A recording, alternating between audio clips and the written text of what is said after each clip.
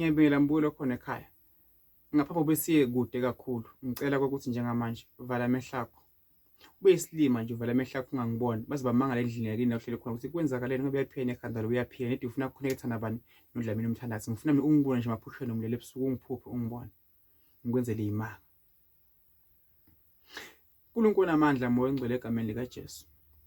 uNkulunkulu aphakathi nombukelo khona ekhaya Jehova namandla. Uyahlukumezeka moya ongcwele ku-relationship. Akuthole ukujabula, akuthole ukuphumula. Kusemsebentini bamnika isikhundla uyaloya uyathakathwa. Kusekhakhakhe kulapha aganwe khona wesilisa lagana okukhomba wesifazane kunzima kumatima kosemakhosi. Abanye mongcwele bathwele izono abangazazi, abanye bakhonjwa ngezibhamu abantu besifazane, abanye mongcwele balala bangakahle uNkulunkulu aphakathi, abanye mdalezo zomhlaba akhipha inkomba lobola abantu but namhlanje bayiziphukuphuku abantu besilisa. Mdalezo zomhlaba benziwa ngabanye abantu besimame kosamakhosi. Selonakele izwe moya ongcwele Jehova namandla besilisa abadubula besimame uNkulunkulu aphakathi. Lo monakalo ngithinde ngiyawunyathela mangangeni le mizi le esekafike kuyo njengamanje yonke imizi ngiyayikhulekela uNkulunkulu aphakathi. Khulekela emadimoni, khulekela amasha abantu besikole mongcwele abantu besathenizima banemadimoni basifundisa isikole abaphasa but abayithola imisebenzi. uNkulunkulu amandla ngicela uNkulunkulu aphakathi uphamise ithunywa Jehova namandla uphamise amadlozi.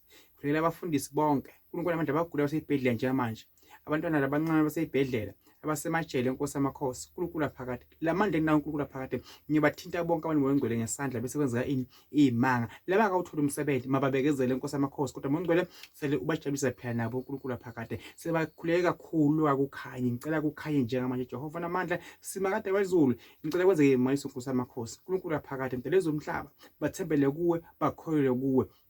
Mina enkosi amakhosi ngisithunywa sakho wathi ngiyobakhulekela ngiyobasiza Jehova namandla manje emhlabeni soba nezigebengu zabafundisi, izigebengu zabathandazi, izigebengu zezinyanga, izigebengu zezangoma, izigebengu zamagedla. uNkulunkulu amandla sesibhace ngegama lakho nkosi amakhosi kodwa ongina yena mongcwele owenza okushiwo nguwe, owenza okufiswe wena, othunywe nguwe, oyisithunywa sakho uNkulunkulu amandla uyambona.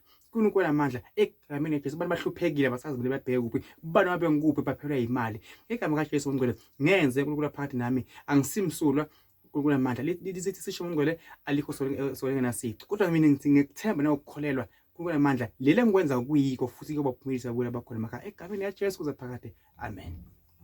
Themba lona mkhuleko uzokuphilisa uzophumelisa mbulo khona ekhaya. Inobhenzi sekunenge ngikubalile njengamanje ngitulale kahle uNkulunkulu akubusise akukhanyisele ngisephethe empana ngokuhlala la khaya umuntu ngiyamgeza ngiyamfutha ngiyamphamisela isithunywa ngiyamenzela inhlanhla yemali yomsebenzi amadlozi konke uNkulunkulu aphakathi ngiyakwenza engakwenza ukuthwalisa umuntu nekuthwasisa umuntu but isithunywa sihlambulula egameni